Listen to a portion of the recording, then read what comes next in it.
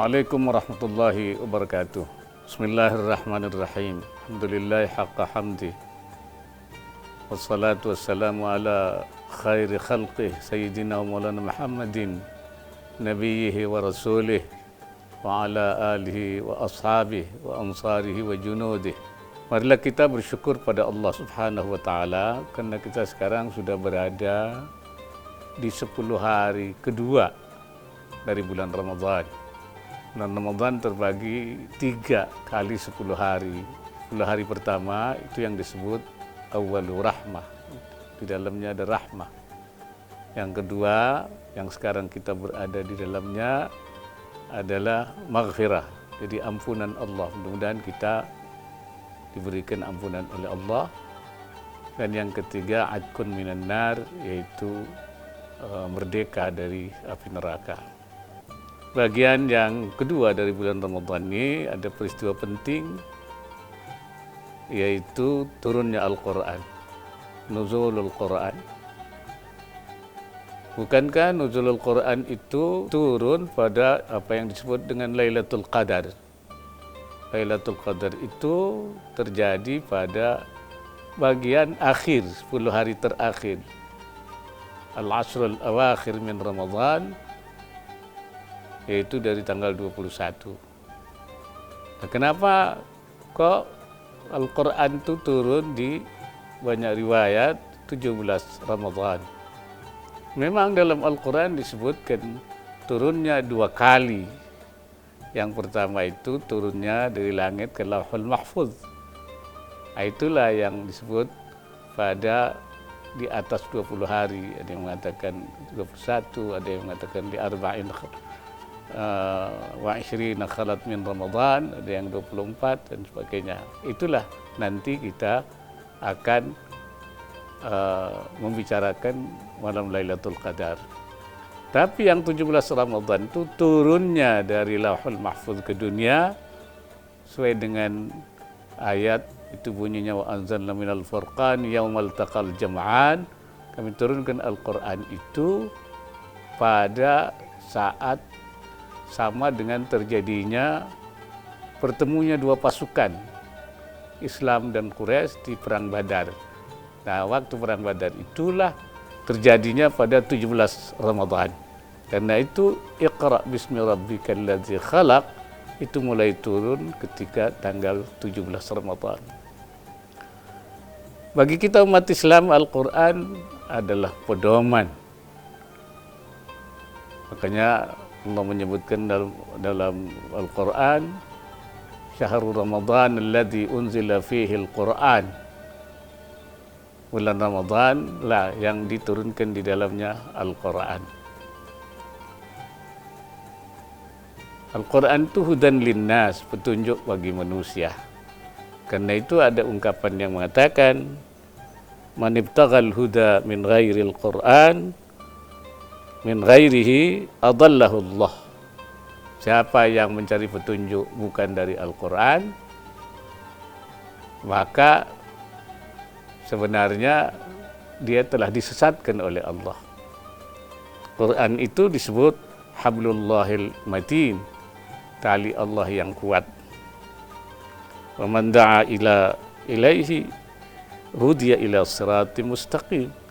Dan siapa yang mengajak kepada Al-Quran, dia diberikan petunjuk kepada siratal mustaqim, jalan yang lurus. Jadi jalan yang lurus itu ya Al-Quran, itu jalan Quran. Karena itu kita disuruh pertama tentu banyak-banyak membaca Al-Quran. Sebab kata dalam sebuah riwayat mengatakan, man syaghalahu qiraatul Quran an mas'alati wa dzikri a'taituhu afdala thawabis sa'ilin. Siapa yang sibuk membaca Al-Quran dari berzikir dan memohon-mohon sesuatu kepada Allah, berdoa meminta sesuatu kepada Allah, kata Rasulullah, kata Allah dalam hadis qudsinya, a'taitu afdala thawabis sa'ilin, saya akan beri walaupun tidak minta.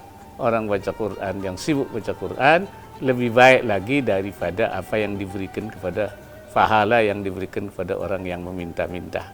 Karena itu kita beruntung saat ini, ya, saat dimana kita menghadapi pandemi COVID-19, kita disuruh diam di rumah supaya tidak tertular. Kesempatan ini menjadikan kesempatan emas buat kita untuk banyak-banyak membaca Al-Quran. Karena Al-Quran dibacanya saja sudah mendapatkan pahala, apalagi kita bisa memahami. Dan Al-Quran adalah As-Siratal Mustaqim.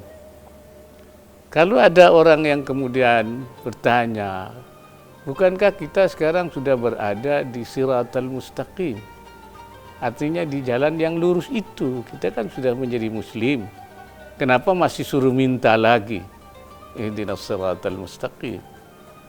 Nah, mungkin ada dua jawabannya. Pertama, hidayah itu ada dua macam. Ada hidayah imaniyah, ada hidayah taufiqiyah. Yang saya maksud dengan imaniyah itu hidayah iman, beriman kepada Allah. Mungkin itu kita sudah dapat. Tapi ada lagi hidayah yang kedua, yaitu hidayah taufiqiyah. Taufiqiyah artinya kesesuaian, persepsi pandangannya, cara berpikirnya. Taufiq dari waffaqa yuwaffiqu taufiqan. Disesuaikan. Apanya? Pandangan-pandangannya, cara berpikirnya, persepsinya antara pemikiran dia dengan Al-Quran.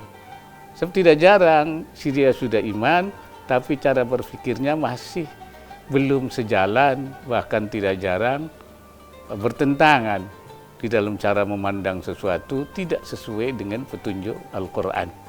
Karena itu Rasulullah SAW mengajarkan kita, Allahumma arinal haqqa haqqa warzuqna ittiba'ah wa arinal batila batila warzuqna ijtinabah. Perlihatkanlah kepada kami ya Allah yang hak nampak hak supaya kita bisa mengikutinya.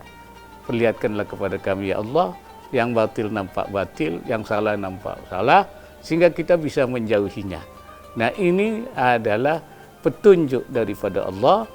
Karena itu kita terus meminta petunjuk supaya kita sesuai hidayahnya, baik yang imaniyah maupun yang taufiqiyah. Bisa juga kata ulama karena memang kita ini makhluk yang lemah, mudah terombang-ambing, mudah terprovokasi, dan iman kita kadang-kadang juga turun naik. Karena itu sebenarnya ihdinas siratal mustaqim itu artinya supaya iman kita itu ditetapkan. Allahumma tsabbitna ala siratil mustaqim. Ya Allah, tetapkan kita ini supaya berada, jangan sampai ada pergeseran, ada deviasi, ada menurun, dan juga kemantepannya. Wal istimrar, wal istidamah, dan meminta supaya berlanjut. Jangan sampai kita itu tidak berlanjut. Tidak jarang orang kemudian menjadi dia menyimpang, deviasi karena banyak pengaruh-pengaruh, provokasi-provokasi yang terjadi baik di dalam keimanannya itu sendiri maupun dalam cara berpikirnya yang menyimpang, yang tidak sesuai dengan hidayah Qur'aniyah, hidayatul Qur'an, jadi hidayah Al-Qur'an itu. Karena itu kita harus memohon kepada Allah. Makanya kalau kita juga membaca Quran, suruh mohon perlindungan dari syaitan. Kata Allah, wa idza qara'tal Qur'ana fasta'idz billah. Qara'ta itu kalau bahasa nahwunya itu fi'il madhi, bukan sesudah baca Quran baru baca a'udzubillah, tapi namanya madhi bima'nal mudhari, artinya sudah tapi bimakna akan. Idza qara'tumul Qur'ana fasta'idz billah. Kalau kamu mau baca Quran, mohon perlindungan pada Allah. Sama dengan apa yang di dalam Al-Quran, idza qumtum ilas salati faghsilu wujuhakum, dan seterusnya. Kalau kamu qumtum bukan berarti kalau sesudah kamu berdiri sholat kemudian basuh mukamu, artinya berwudu, tidak.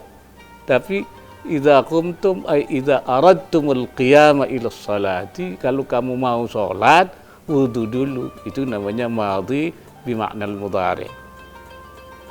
Kenapa kita harus berlindung kepada Allah? Karena kita ini orang lemah, orang banyak mudah dipengaruhi. Karena itu kita selalu harus mohon kepada Allah. Di dalam Al-Quran ada ayat yang mengatakan idfa' billati hiya ahsanu as-sayyi'ata. Kemudian wa qur rabbi a'udzu bika min hamazati syayatin wa a'udzu bika min ay yahdurun. Kata Allah, tolaklah perbuatan jahat mereka itu dengan cara yang baik. Jadi orang yang berbuat jahat kita harus lakukan dengan cara yang baik, memberikan perbaikan itu. Tapi ketika mengatakan wa qur rabbi a'udzubika min hamazatis syayatin wa a'udzubika an yahdurun, katakan kata Allah, wahai Tuhanku, saya berlindung kepadamu dari bisikan setan, dan saya berlindung juga supaya mereka tidak mendekat kepada aku. Ada dua pendekatan yang berbeda. Ketika itu kita dihadapkan dengan lawan manusia, musuh, atau disebut aduwwul insani, musuh manusia, kita disuruh melakukan pendekatan yang persuasif. Cara-cara billati hiya ahsan, supaya dia bisa kembali, karena manusia itu pada dasarnya bisa diperbaiki, asalnya baik sebenarnya. Karena itu ketika dia melakukan perbuatan yang jahat, maka kita melakukan persuasif, bahasa kitanya itu edukatif. Tetapi ketika kita itu suruh menghadapi al-aduwwus syaitani, musuh setan, maka Allah menyuruhnya itu ya a'udzubika, saya mohon perlindungan. Kenapa? Karena memang tidak bisa dinasihati setan itu. Sudah dari sononya dia itu akan menjadi musuh manusia. Inna syaitana lakum adu, musuh yang nyata sejak musuh turunan, sejak Nabi Adam. Dan setan ini kita tidak bisa melawan dia kecuali mendapatkan ma'una, inayah, dan pertolongan dari Allah Subhanahu wa taala. Itulah sebabnya kita itu ya supaya memohon kepada Allah. Hanya Allah yang bisa menyelamatkan kita dari godaan setan itu. Jadi ini Al-Quran memberikan satu cara menghadapi lawannya.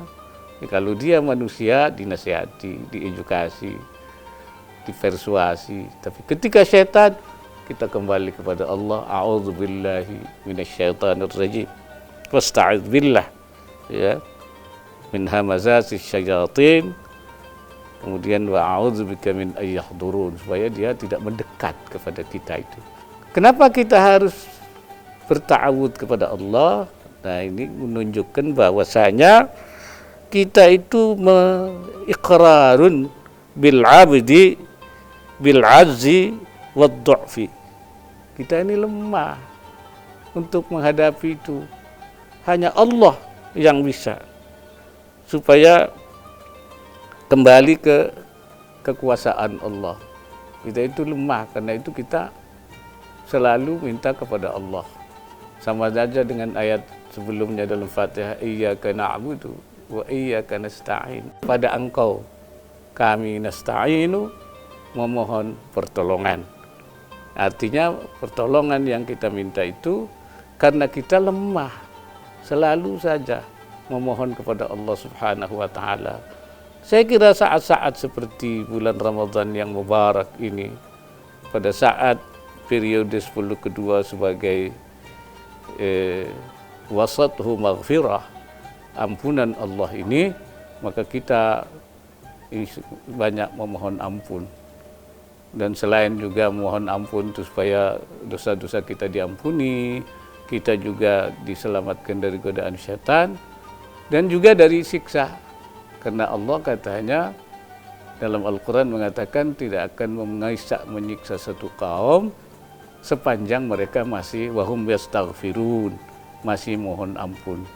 Karena itu mari kita gunakan itu untuk banyak-banyak mohon ampun, membaca banyak-banyak Allahumma innaka afuwun karim tuhibbul afwa fa'fu anna ya karim. Itu saya kira beberapa butir yang mungkin bisa saya sampaikan pada kesempatan yang mulia ini. Mudah-mudahan ini kita akan memberikan suasana yang mencerahkan supaya pertama COVID-19 juga segera berlalu dengan izin Allah, dengan banyak kita mohon ampun. Dan kedua, saat-saat yang baik ini, saat-saat kita harus di rumah, kita manfaatkan dengan banyak berdoa, beristighfar, dan membaca Quran. Ya, walaupun kita tidak minta sesuatu kepada Allah, tapi Allah sudah berjanji, kalau kita banyak membaca Quran, kita berzikir, katanya akan saya berikan afdalah min ajris sailin, saya akan berikan lebih besar, lebih banyak aksara daripada pahala atau apa yang diminta oleh orang-orang yang memohon kepada Allah Subhanahu wa taala. Barangkali itu aqulu qauli hadza wa astaghfirullahal azim in uridu illa al-islah wa taufiqi illa billah. Assalamualaikum warahmatullahi wabarakatuh.